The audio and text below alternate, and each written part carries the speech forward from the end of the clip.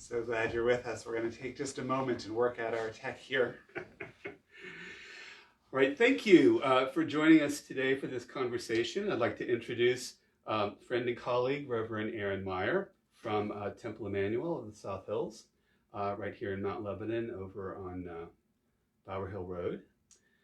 And Aaron's been initiating and having a few of these conversations via Facebook Live, both with other faith leaders in the community and I think with members of his own congregation as well.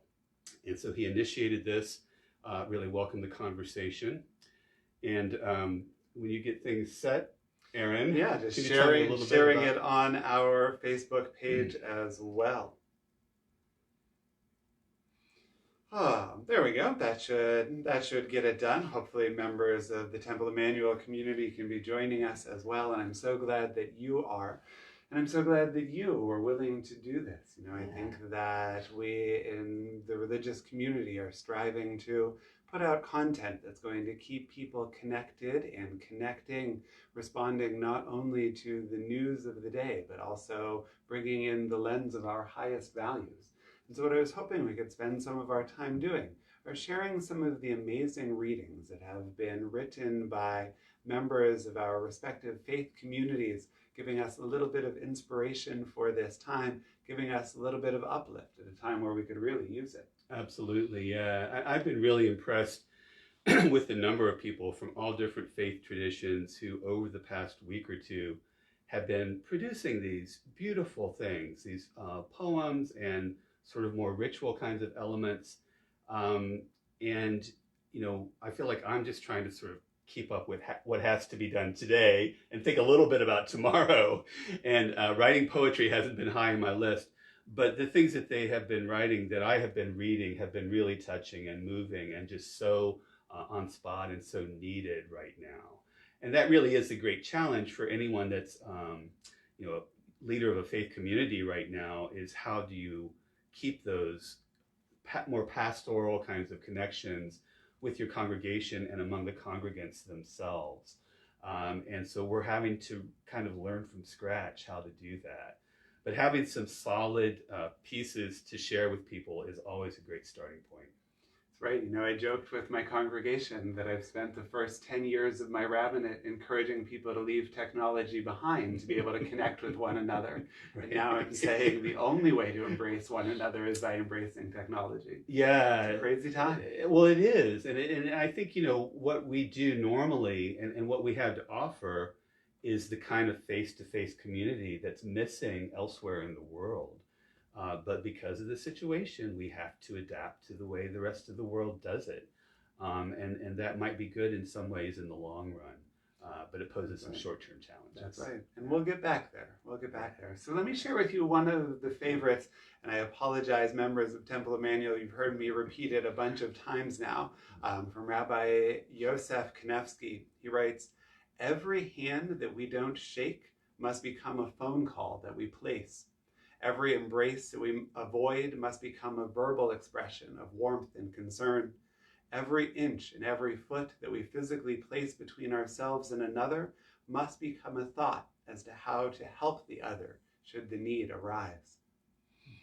I love this idea of finding substitute ways to connect with people, while in this time the thing we might want most is a hug. We're still obligated to do the best we can in using this technology to reach out one to another. Absolutely, yeah. And I think that's a great way of putting it too, the way he was dealing with, you know, each of these urges, which are loving, community building, religious urges in a way, are good, and you want to be able to find expressions for them, but just not in the physical way that they've been expressed before. That's right. Yeah. That's right. What did you bring with you today? Well, I brought two poems, and they're both by Lynn Unger. And I told Rabbi Aaron just a moment ago that I was cheating a little bit because she's a Jewish UU, and so she has a foot in both worlds in a way, which is not uncommon. And she's also a religious educator and an ordained UU minister, and she actually works at least part-time with the Unitarian Universalist Church of the Larger Fellowship, which is an online community for UUs that don't have local congregations that they attend.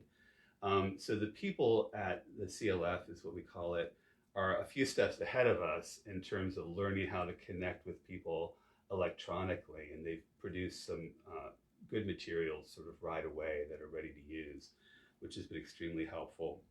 And this poem by Lynn Unger is called Pandemic, and it's been shared widely, and members of my congregation have heard this one before too. It goes like this.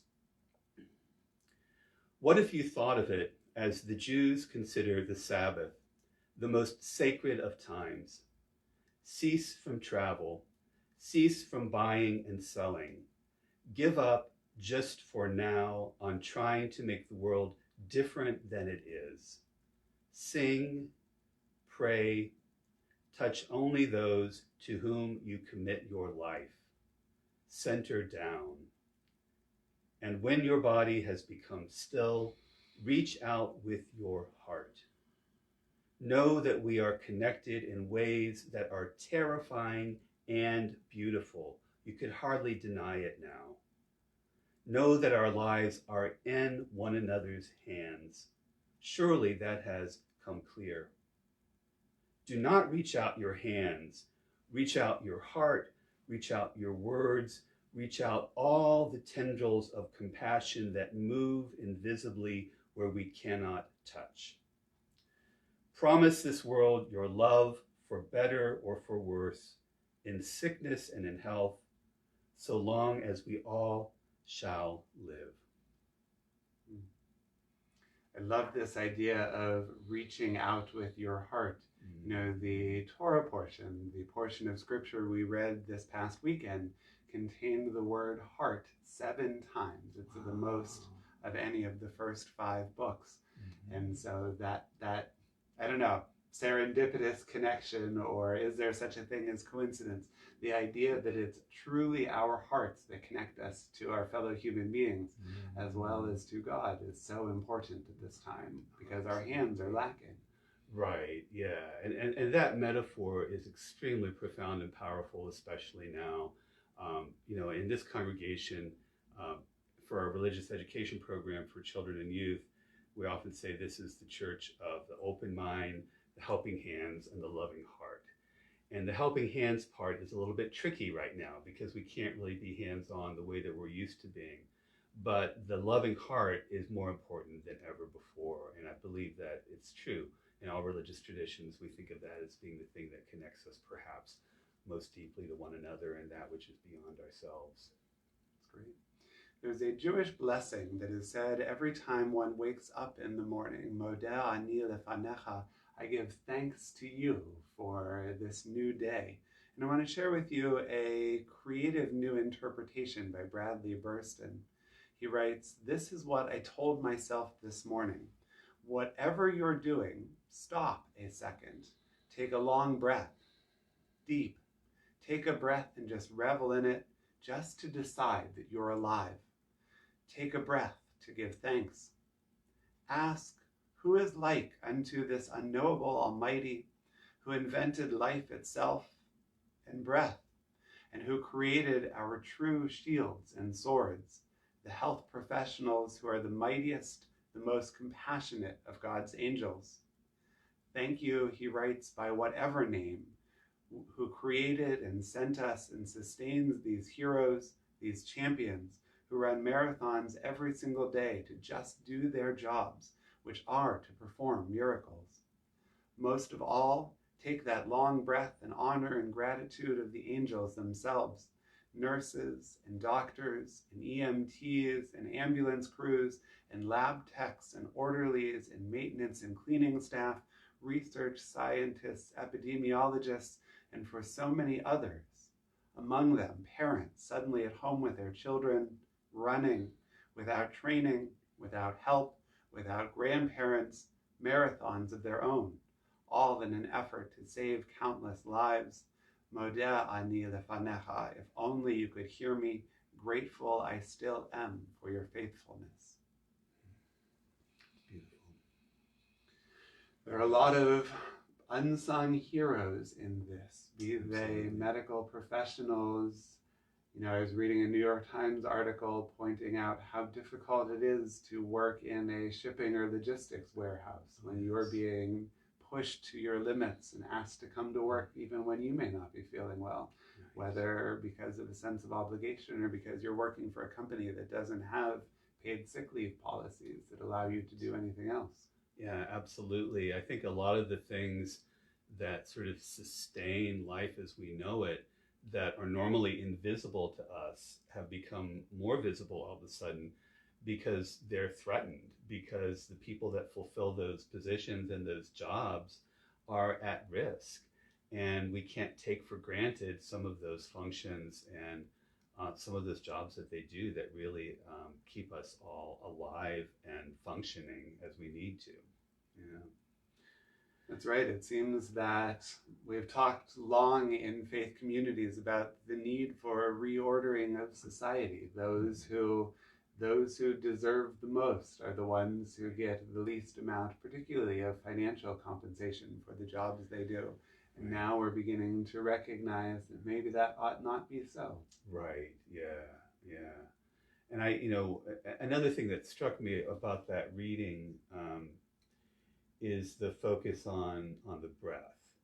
And again, there's the heart metaphor in terms of how we're connected by heart, but breath in terms of how we're, from the beginning of creations until now, that is something that we all share. And that itself is something that this pandemic threatens, that in fact, the breath that we take in and take out is something that people are being robbed of in some ways.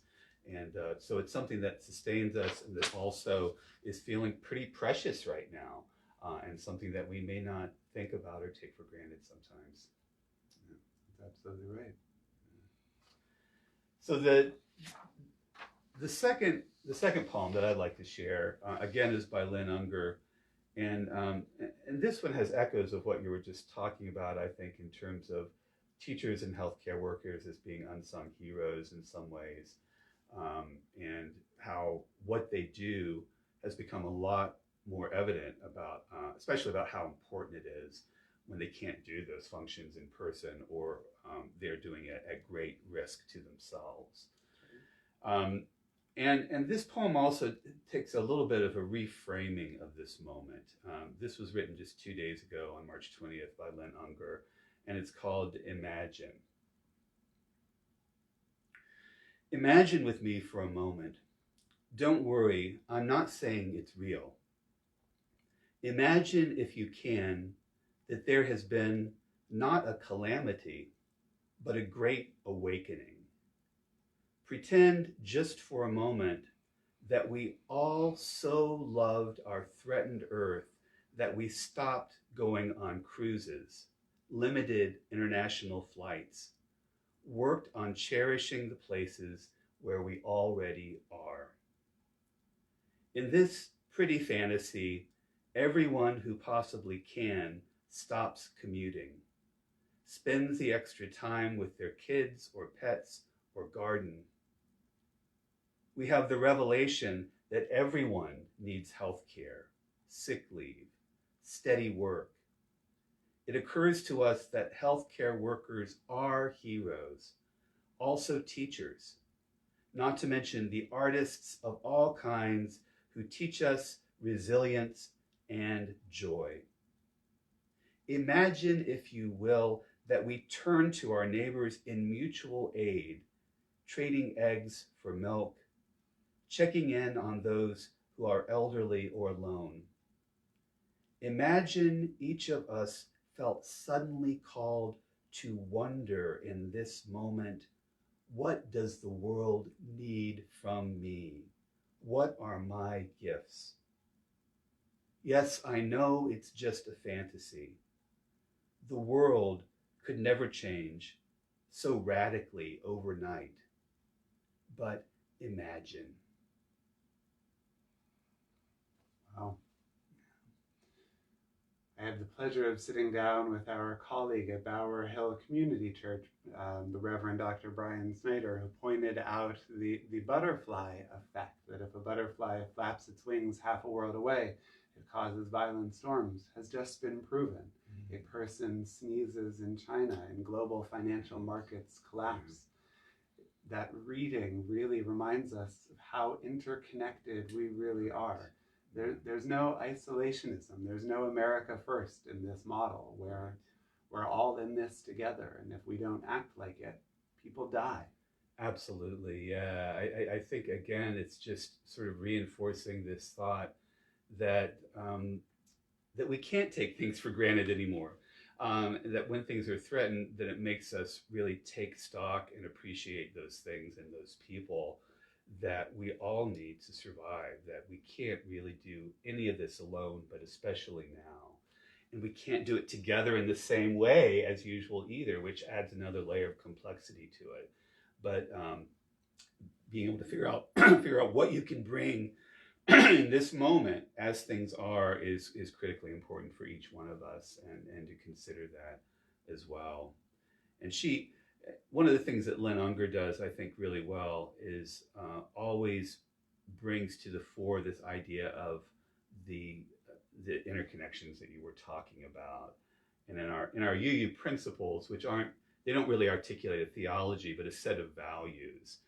The seventh principle is the interdependent web of all existence of which we are a part. And that's what comes to mind when I think about this poem and some other similar things, that interdependent web, it can be so fragile. And you're right, something that sort of starts to shake it over here can have a profound effect many, many miles away over here. That's right. You know, the other thing I'm struck by from her reading, from her poem, it's interesting to think about the long-term repercussions, right? We know it's going to be weeks or months before life returns to quote-unquote normal. Right. But what's that going to mean now that we have this opportunity to prioritize the people in our lives rather than other pursuits? Right. To what extent are we going to go rushing back into the world it was before? And to what extent can we learn valuable lessons to carry forward with us? Yeah. Yeah, and that's a very live question. I think that it's so easy for us to get swept away once the situation changes and just say, well, it's back to business as usual. But this moment will have been for nothing if we don't learn something from it. And I hope one of the things we do learn has to do with that sense of interconnection and interdependence, and how we need to have that in our consciousness really every moment. Yeah. There's one more that I'd love to share with you this morning from Rabbi Jill Zimmerman. She writes, "Dear one, may our tears flow when they flow. May we remember to see vulnerability as a value. May we care for others as we tend to ourselves. May the virtual care we struggle to provide become more real with every encounter. May we remember rest and always remain resilient." Very nice. This notion of tears flowing when they flow is becoming real. It can become overwhelming. Yes. Yes. Yeah, and we're getting to the point now where this virus is no longer an abstraction. I know one of the families in our congregation has a relative who's been diagnosed and is in dire condition right now. And that's going to be more and more the case. We're going to know people that are directly affected. And tears will definitely flow. And we need to find ways of even now learning to grieve with one another, although those ways might be a little bit different than they have been in the past, and ways to reach out to those who are grieving as well. That's right. Unfortunately, I have my first funeral tomorrow in this new era, and it's a heartbreaking series of decisions for a family. How do we accept the love from others while asking them to remain apart as an expression of that love? Right. Yeah. Yeah. It's not easy. No, and we haven't faced that yet, although that's going to be something that's really tricky to navigate in every faith community, I think. but especially in those in which ritual plays a big role. It's going to have to be a little bit different, at least for now. But that doesn't mean that there aren't still ways of going through that process together. That's right. You know, as religious leaders, while our buildings are closed and we can't offer that love of bringing you into close proximity, we hope that videos like this, that opportunities to connect and stay connected in the virtual space, using FaceTime, using Skype, using Zoom, using Facebook Live, using YouTube Live, using the telephone. You know, these things also work to pick up the phone and call someone as well. Indeed. Please keep doing it. Reach out to those in your orbit. Schedule check-ins every day with someone you know to be vulnerable. Reach out to us. We remain here to be a part of your social network, to be a part of your caring community as an expression of our love. Absolutely. Well said, Aaron. I totally concur with everything that Aaron said. We're still here. We're still trying to find ways to connect with one another and to anyone, no matter what you're going through. So please keep us in mind. Please keep this community in mind. Please keep your neighbors in mind, especially those who are at higher risk during this time. Jim, thank you so much, and thank all of you. Yeah, thank you. That's it for now, and thank you for joining us. I'll see you again soon, I'm sure. Yeah.